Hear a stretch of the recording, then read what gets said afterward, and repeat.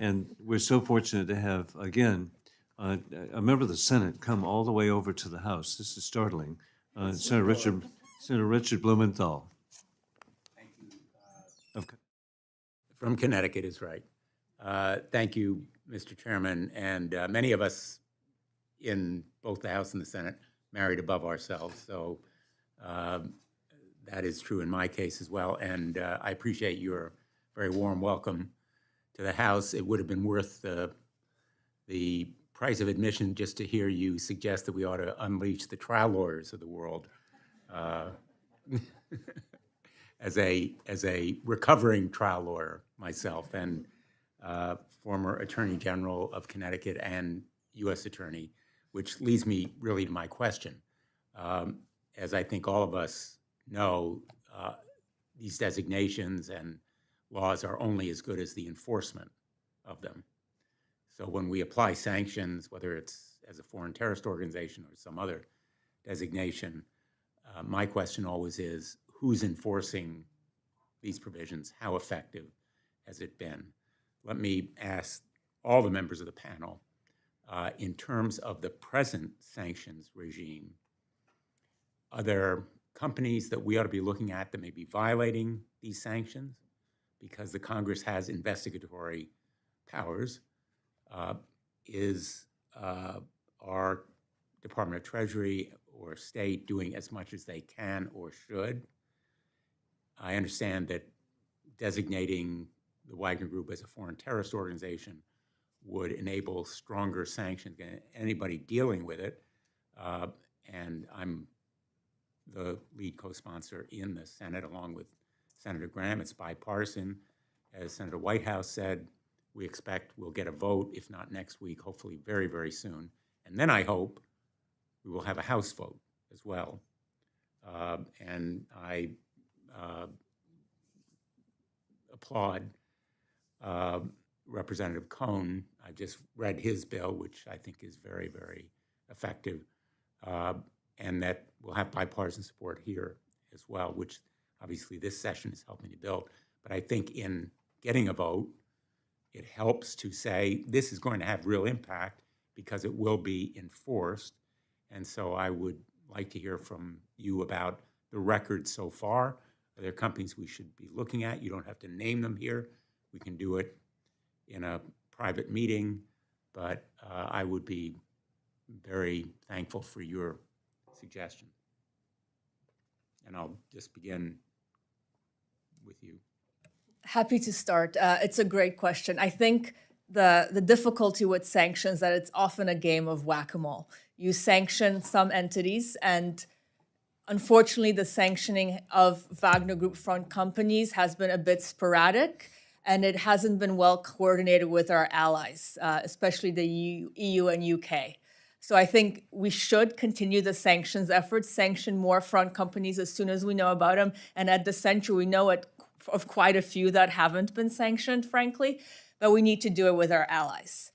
But you cannot sanction everybody. So that is why this FTO designation is so important, because it has this deterrent effect. It ups the ante. It makes other actors, other companies less likely to deal with the Wagner, because they know that America's prosecutorial arm will come after them and can come after them. So I think that is why it would have such an impact. It just really raises the bar. Dealing with a criminal organization does not scare people in the same way that dealing with an FTO would. Well said. Thank you. In terms of operationalizing sanctions, that's also the most important thing that can be done with the current array of sanctions deployed against the Wagner Group, but also any future designations. And then speaking on designations, I agree with Justyna that if you look at the number of specially designated nationals, whether entities, businesses, or individuals heretofore designated by the U.S. government, you're talking about 20 to 30 entities and individuals.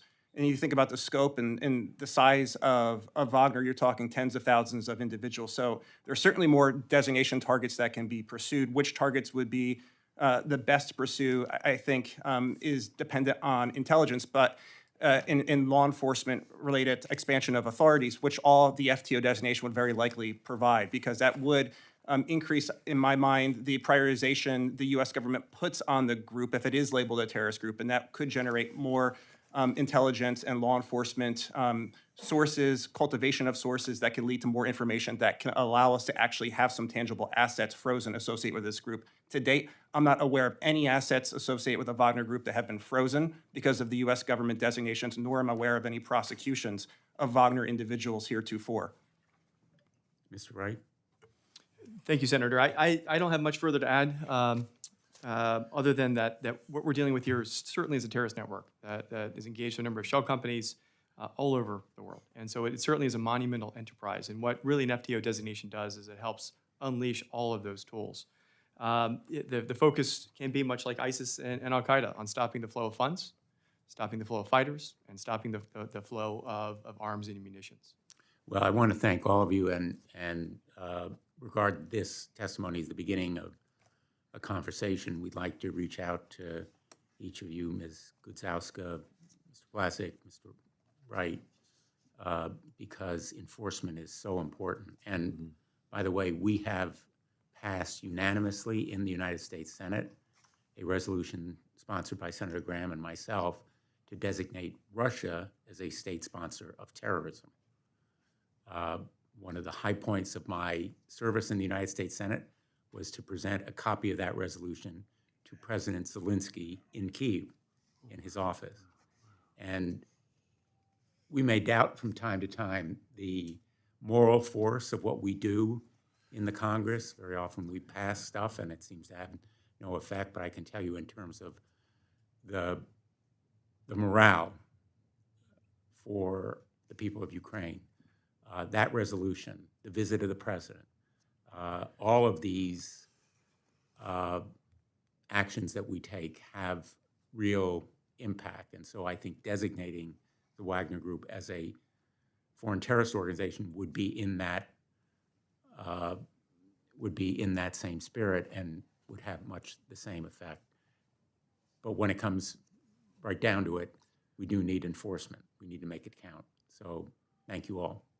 Thank you, Mr. Chairman. And thank you, Senator. And again, thank you for your courage to go to Kyiv to present that. And then it's, I know Mr. Wright will appreciate this, that I enjoy very much your working together, bipartisan, with Senator Lindsey Graham of South Carolina. He and I were fellow JAG officers. So that's how we got to know each other. So there's such a positive association. Thank you. And then, hey, again, showing the... It's only slightly harder to get to Kyiv than to get here from the Senate. Oh, no. Well, no, hey. We don't have to take an overnight train. Hey. Hey, Senator, coming from the Longworth building was a challenge.